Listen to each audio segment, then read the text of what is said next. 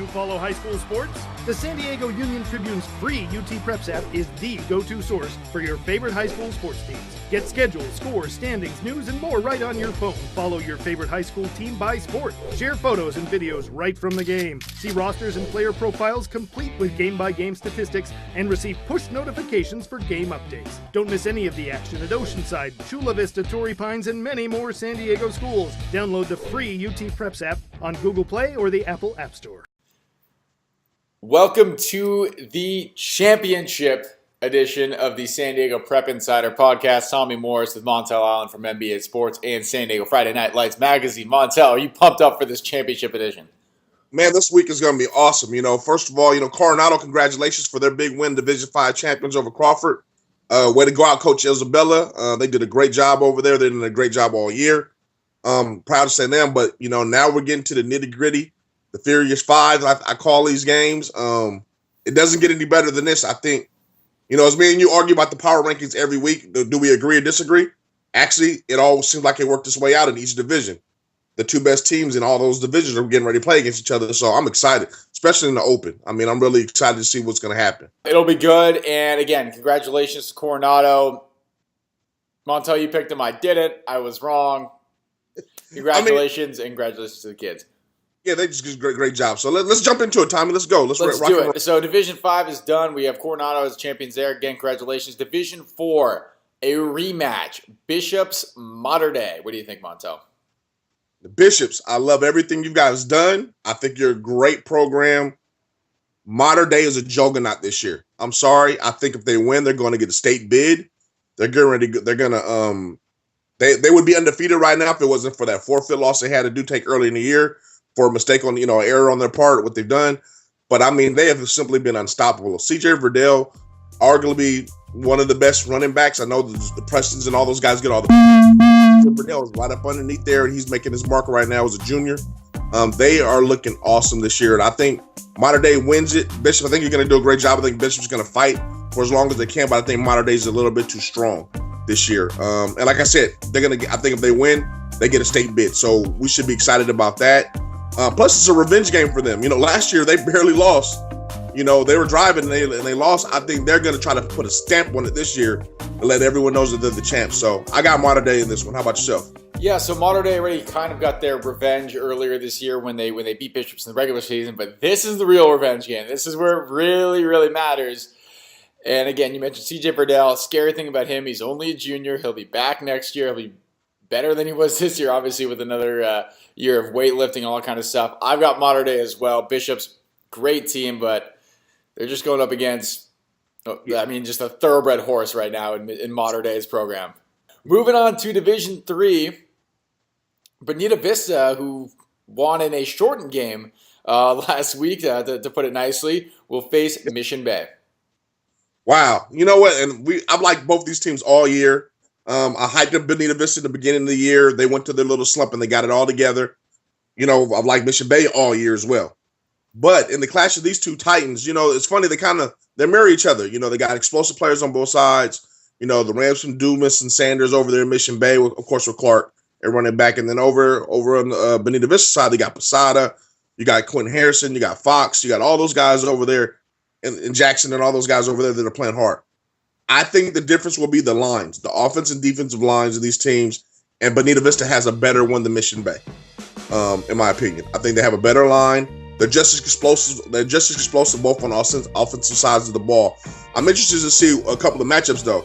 I want to see how Quentin Harrison does against Dumas, who just committed to Nevada, Northern Arizona.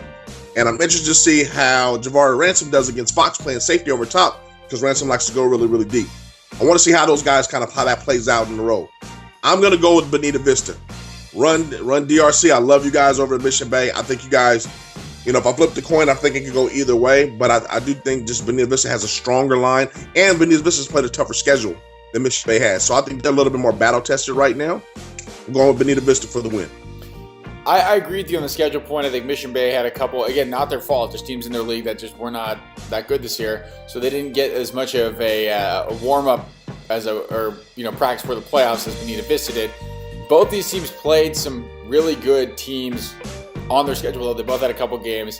And in those games, Bonita Vista was able to hang in there a little bit more than Mission Bay was, which leads me to believe when they're playing a team of equal level, which they will be this week when they play Mission Bay, they will be better suited in that game, which is why I've got Bonita Vista. I agree with you on the lines. Bonita Vista is one of the best defensive lines in the county. Again, a bunch of, I guess you would call them no names, but they know who they are. And they've got a great line both ways, and I got the Barons in Division 3. Moving on to Division 2, a team that we didn't pick a couple times in a row, and now they're here in the finals. It's Mount Carmel taking on Rancho Bernardo. Wow, you know what? I'll be completely forward. Lucas Johnson played probably the best game I've ever seen him play last week. He single-handedly by himself dismantled Valhalla. I mean, with his legs and with his arm, he made all the right decisions. He did whatever he needed to do to win. I've never seen, not in recently, I haven't seen a kid take over like that. He basically took over the game. I mean, he took over the game with his performance. It wasn't like he had flashy numbers, but he just made all the right decisions, which was great. And I thought Valhalla was going to be, their defense has been great all year, spot on all year, and they didn't do very well. With that being said, now we're going to Rancho Bernardo. Vaughn is the man. I'm convinced Vaughn is the man.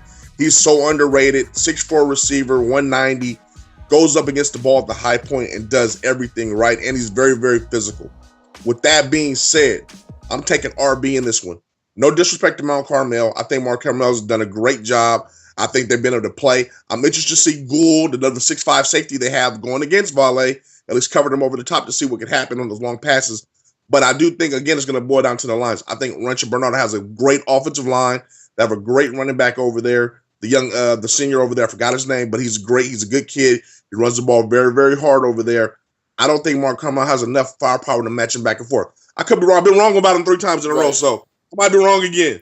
But that being said, I'm going to go with RB on this one. I hope it adds fuel to the fire. I would like to see Lucas get a championship, CIF championship, going to going to San Diego State, making it all happen and living his dream. But I just don't see it happen in this game. I really think RB's going to get him this game. And we'll see what Mark Carmel can do. I know they got a lot of good players over there. They got a lot of good guys over there. I just don't think they're going to be matched with what RB is going to bring to the table. Yeah, Mark Carmel surprised me as well last week. I thought Valhalla would win in convincing fashion, and they ended up losing. So that was a big shock to me. The second time Mount Carmel's done this. They beat they beat Westview pretty handily as well.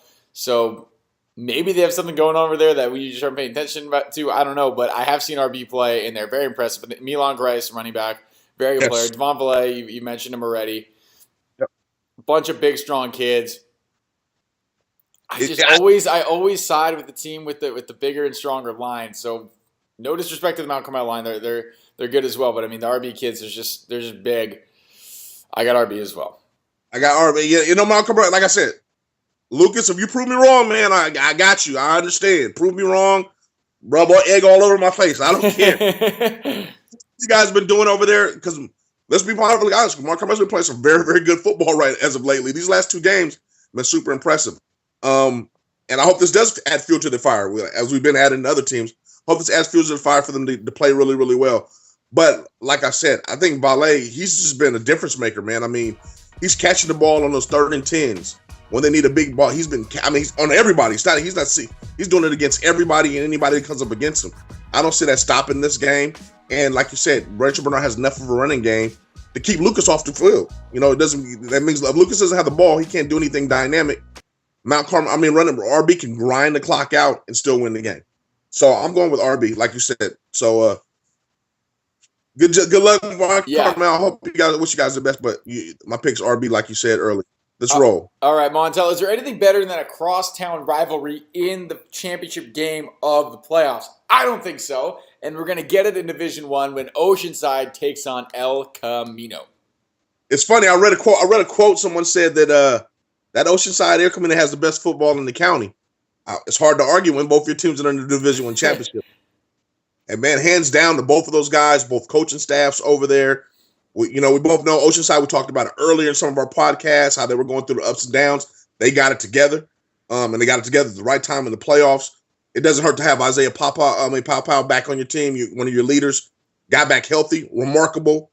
Kids must be a machine, because I don't know how he came back from his injury, and to be able to be impactful the way he's been doing. But I think this is a battle of little brother's ready to take on big brother with El Camino. You know, been under been their stepchild for a while. It's always been Oceanside, Oceanside, Oceanside. El Camino doesn't really get, as much respect as they're getting. And I'm gonna I hate to say it. I really do. But I think Oceanside still pulls it off. Big brother's still gonna be big brother. I think the defense is strong. I love what El Camino's been doing. Their offense is good, but they sputter a little bit sometimes. I think Oceanside has it all clicking right now. At least the last 2 games, they've had it all clicking. Everything's going their way. And again, it's going to come down to that offensive line, defensive line. I like Oceanside's defensive line a lot better than I like El Camino's offensive line. So I think they're going to be able to pressure the quarterback and disrupt a lot of things they can be able to do. And I think Oceanside will be able to put up enough points to be able to hold them guys off.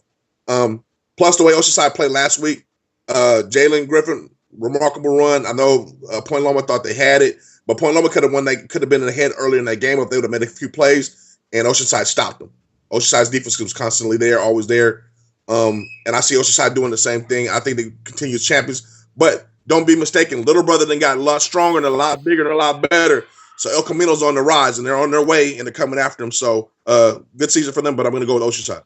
Yeah, so I hate to say it, but I agree with you. And I wish we had more different views on these games, but we pick them and we just happen to have the same ones. Oceanside is peaking at the right time right now. I think if this was earlier in the year, they got a new coach, kind of new players, kind of figure everything out. Now they've got it figured out. In the last 5 weeks or so, they've looked really good. So unfortunately for El Camino, they're getting them at the wrong time. I think in the next couple of years, though, El Camino has a shot to overtake Oceanside and be the kings of, ironically, the name of the city is Oceanside. But I think as of right now, it's going to be the Pirates owning the city and the Division I title. And the final game on Saturday at 7:05 p.m., they're going to kick it off. It'll be Helix and Saints. I've been back and forth and back with this one. Man, and I think if these teams play 10 times, I think it might be 5-5, to be honest with you, the way they're both getting it. I mean, you couldn't have more of an impressive win than last week than Saints did against Mission Hills. They had it all together. And that offensive line, by far, is the best in the county, collectively across the board. I think Saints has the best offensive line collectively across the board. And they're going against probably the strongest defensive line or defensive core over at Helix, who's fast, furious, hits hard, and comes at you and doesn't stop coming at you. I think you're going to have a lot of things that negate themselves. I think the running backs negate themselves. Preston and Stinson, we know they're going to do what they do because they've been doing it all year. They're both strong. They both can hit it in the home run when they can and go. I think the O-line versus the D-line, you got Forrest over there on the Helix side, the big mountain man, it's hard to move over there. You have the strong linebacking core with Wood, with Jihad, and Ezekiel over there playing really, really good. But you're going against that very, very good offensive line of Saints. So I think that's going to cancel each other out. I think this is where it's going to be the caveat. Helix's offensive line. Can they actually block and get a hold of Saints' D-line and those linebackers? And, we know that Francois Sims is not playing, who's a big piece of their puzzle. Sal's playing good, but it's going to be interesting to see Sal meeting Stinson in the hole to see if he can hold him up and do all those good things. I think it's going to come down to the passing game, Thompson versus Austin, who has the better game. And I'm going to go with, guys, I'm dragging you guys on because I really don't even know who to pick, but I'm going to go with the big brothers, Helix. Helix has been there before. Helix knows how to be in these situations, and Helix knows how to play coming from behind. They've been here before. Saints is just becoming a juggernaut, and they haven't been in this kind of situation before. And I think if the game is close and the crunch time comes, I don't think it'll be the players so much, but can the coaching staff hold up? You get nervous in those situations. I mean, can the coaching staff hold up? Can they call the right play? Do they make a mistake of a call that they may play? I think this is a game of chess right here between the coaching staffs because the players are interchangeable. Right. You can mix around. They can do everything. It's going to be up to the coaches and the schemes they came up with to play in this game and who could defeat who. I think Helix just has a little bit more experience than Saints in this situation. So I'm going with Helix. Saints, I think whoever wins is going to get a state bid. I think our fans in San Diego are spoiled because we're getting two of the top teams probably in the state are going to go against each other. And we're building this rivalry against those guys. But I think more so than the players, it's going to be those coaching staff. It's going to be who's got strategically a little bit better and a little bit better game plan to see who wins this game. And I like Coach Sanchez over there. I love you. I think everything's great at what you guys are doing. You built a program from 5 years ago that was kind of on the borderline to now to becoming a powerhouse in San Diego and a powerhouse in the state. But you're going against guys who's been a powerhouse for the last decade. A little bit different situation. Troy Stars, I know that guys want to send them out in a bang. They're going to be real motivated to do that. I'm going to go with Helix, but I wouldn't be surprised if Saints, somehow upsets them. They're that good. It's not like they're that good where they can possibly do it. So I got Helix in this one. All right, so these are two. I think that these, again, I picked them both to win, so it is what it is. But I think these are definitely the two most deserving teams to be at this game, so I'm glad they're both there. It's going to be a great game, like you were saying. Troy Star, last game of his career, not counting state playoffs, however that may shake out. Is that extra motivation? I don't know. Everyone's motivated in a championship game anyway because, heck, it's a championship game. You got the last game in San Diego section, again, not counting playoffs, for Elijah Preston, who's one of the best running backs that this county's ever seen. So you got a lot of lasts. So you got a lot of people trying to win that last game for that last player. So those cancel out. There's no additional storyline that is going to help push anyone over the edge. What will help one team go over the edge is there's one team that has a couple more playmakers that are going to be very difficult to cover because both teams have so many. You can only match up so many guys one-to-one, and that's even more playmakers. The team that have had number one in the county the whole entire year, and that is Helix. I love Saints. They're a great team, but Helix just has so many good players, whether it be their D-line, their linebackers, their corners. They got one of the best quarterbacks in the county, one of the best running backs in the county, probably the best receiver in the county. They have almost the best everything in the county. So it's very hard to pick against a team with all these good players with one of the best coaches as well in the county. And that's no knock on Saints. It's just there's just too much to handle with Helix, and I've got the Highlanders to win the whole thing. But I will throw this caveat in. It's going to be someone's got to turn the ball over. I mean, because offensively it's going to go back and forth.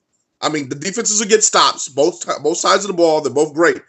It's going to come down, can Thompson hold on to the ball or can Michael Austin hold on to the ball? Which team is going to get a few turnovers? And then also, like I said, again, how the coaching staffs execute once they get the ball and how to make plays. And I do believe this, honestly believe this. If Helix gets behind, Helix will figure out a way to fight themselves back into it. They've done it all year. Even in the loss, they would have won that. They would be undefeated if they had about 4 more minutes on the clock to that team they lost to up in LA or whoever they came down from because they were driving. With Saints, they haven't did that yet. They haven't been able to come. They haven't been in a situation where they were down and really had to fight themselves all the way back to win, especially against a tough opponent. So I really believe if Helix gets that lead, it's going to be a tough battle for the Saints to get back in it. If Saints gets the big lead, look for Helix to come back in that fourth quarter. Their staff just makes great adjustments, make things happen. They get the ball to the right people. Thompson over there at St. Augustine, the safeties over there, he's going to have to be a ball hawk this week. He's going to have to mirror Austin wherever he goes and make sure wherever he's throwing it, he's knocking the ball down, or he's mirroring him if he tries to take off and run. He's going to have a lot of shoes to fill this week, the young junior over there. And I think on the ceiling side, on the Aziki and Jahai Wood's going to have a hard time, controlling Preston. They can't let Preston shake free and get loose and have a big day.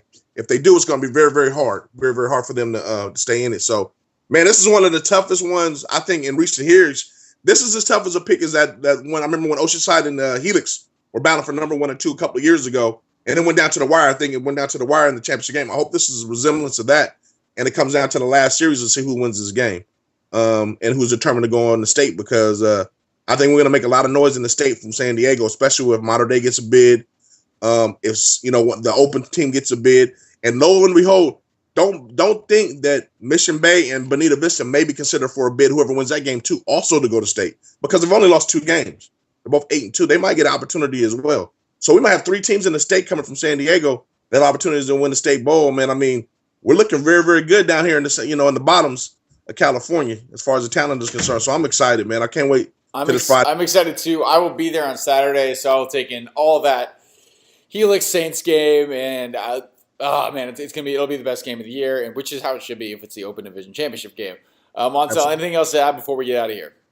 No, man, I'm excited. I wish everyone healthy. Play healthy. Everyone get healthy if they're not in there.